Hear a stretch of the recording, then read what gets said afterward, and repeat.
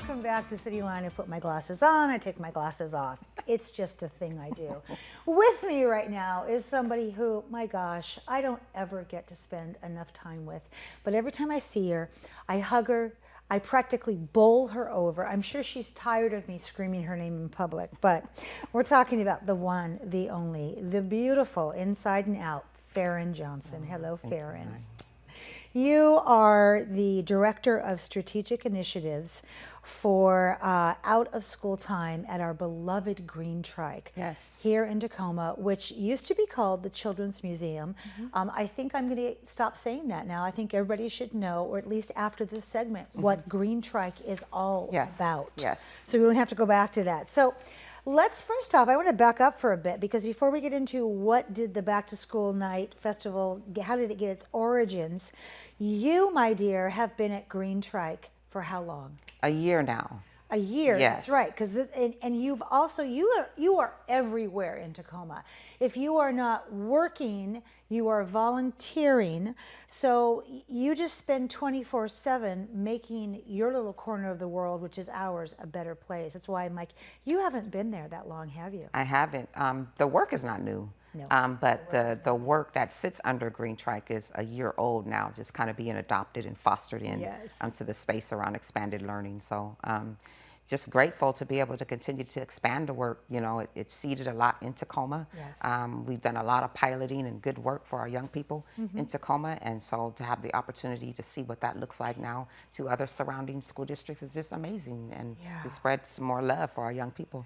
That's right. And, you know, I've spoken with you a couple of times when we've talked about expanded learning opportunities and how they really shape the psychology, the spirituality, the whole reason for being for our children in a way that perhaps wasn't thought about 10 years ago. So let's talk about, first off, where did that Back to School Festival get its origin? Because it's not a back to school night like we grew up with. It's a festival.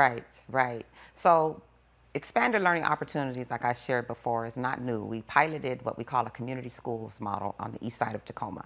And it is the first time that I have seen 2 African-American male administrators in a school, right? That are in a community that's predominantly of color and, you know, and has some of economic challenges. And so one of the administrators was from the South.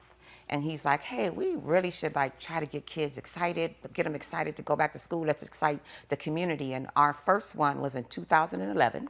Okay. And we rode around the Salishan community. It was the YMCA. It was the fabulous Chris Spivey. We had Noah Prince was a part of that. It was Brad Brown. But we would just ride around in the community, hand out, you know, backpacks with school supplies, talk to the families about the resources that were coming into the school. So it started off really as a parade at first, like a little like car parade. And then every year after that, you know, the principal was like, Farron, this is I need you to run with this. Your signature event. Go, do it. And so, you know, of course I have to add my little things to it to make it, you know, just really fun and engaging. But we turned it in from a parade and then a festival directly following.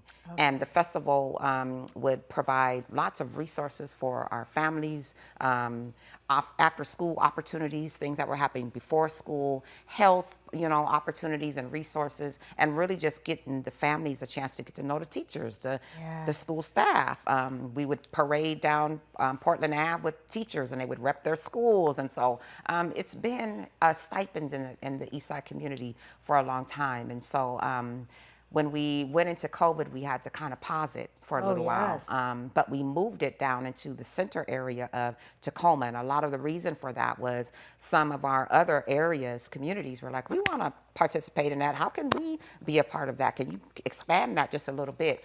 And so what I'm grateful for is we still have our local footprints of folks doing really good stuff in our community, right? And it needs to stay there. That's what's up. And but how we bring in our whole community, and we talk about centering around our children and youth, we want to open that up so that we can talk more with our community around that. And so this year it's at Tollefson Square.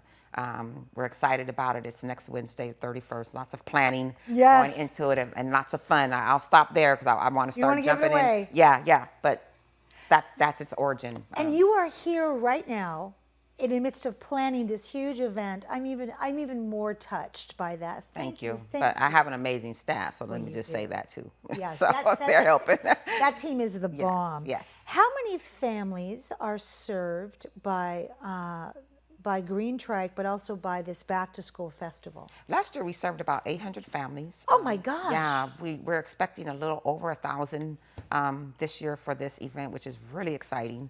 We were able to get some really good sponsorships, so thank you, Bamford Foundation and Yep. Puget Oh, Sound thank you, Energy Holly. Yes. for always sewing into our community, where we're able to give over 1,000 backpacks.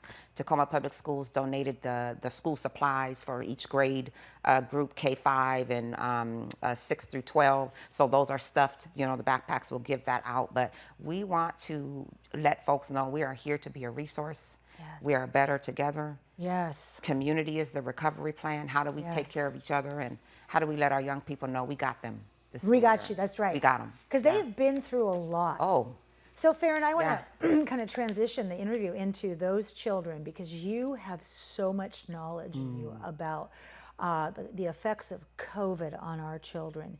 You and I were both at a Greentrike gala when Tanya Duran, their executive director, got up and talked about children. Will you share right now what she said that impacted?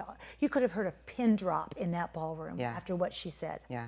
So we talk about early learning, right, which is Greentrike's sweet spot, and we think about the pause that happened, right, in our nation, in our world, and young kids that are being born during that time having to be in a space, just around their parents the whole time, or around their siblings around the whole time, probably not being socialized, in the space. And so there's a lot of young kids that were coming into the space, and they didn't want touch. They were afraid to play. They were very inward. They were really clingy to their families, just trying to socialize and be in the space with other young people. Just some of them were just kind of frightened, about it, right? They're like, okay, I've been in this space for 2 years, and now I'm going into preschool, or I'm going to K-5 space. What is this? How do I show up? And a lot of times in the early learning space, they can't always communicate verbally. But it shows up in how they present themselves. We do a social emotional learning practice to give our young people language about how they feel about their emotions, right? Because we saw a lot of behavior, even not just in our earliest learners, but it went all the way up into our tweens and high school. So it affected everyone along the phase of where they were in their growth and their age. And so we do something called zone checks. And zone checks is a way to identify how you feel by color. So if you are in the blue zone, you might be tired, or you might not be feeling well. If you're in the yellow zone, you might be really, really excited, like I am right now. I wear yellow because I'm on the space. But you might be anxious too about something. If you're in green, you might be ready to learn. You might be feeling good, or you're feeling happy. And if you're in red, you might be kind of upset about something, maybe. We also try to make sure that that's culturally relevant. A lot of our Asian American students say Miss Fair in red actually represents prosperity. So I'm feeling rich today, and so we really try to give language to our young people so they can identify their emotions and say, it's nothing wrong with being in those colors. That's right. But let's figure out, what are some strategies and some things that we can do to help you move, in your space. Miss Farron, I just had this vision that in 10 years, you are going to be rocking our world still, because you have so much expertise to share that shows what our children were before the pandemic, what they are during the pandemic, and now after. Many people have said in this field that we're not going to know the effects on our youth for decades to come of how this affected them. So I am just so incredibly grateful that you are that beacon of light. You are that parental lighthouse that says, let me show you what's coming up in the darkness here. Absolutely. So I can prepare you. I have resources, and you are not alone. We're in this together. Yes. As in this last minute, where did that go? My goodness. Let's talk about your work with Greentrike and some of the opportunities for parents to come back in. All right, so Greentrike, really, we have a few programs that sit underneath the hub. Right. And so expanded learning opportunities Right. is one of those. So we're plugging those after-school programs into Tacoma Public Schools and some other surrounding school districts. We have Play to Learn, Yes. which is a Pierce County-wide program that brings caregivers in the space with their earliest And give us one more. Yeah, and we have CARES Kids. Yes, I Yes. love CARES Kids. Yes, so CARES Kids just gives you some activities for young people that can't leave the hospital or or immune deficient or whatever, and so we bring activities to them in the space in hospitals like Mary Bridge Partnership. So yeah. Ms. Varon, you and I have a date again to talk more about this as we start to come out of this pandemic. So thank you so much for being here. Thank you my for dear. having me. You are just a pleasure. My Thank you. goodness. Well, that wraps up another great segment of Cityline. It is always a pleasure and a privilege to be in your home.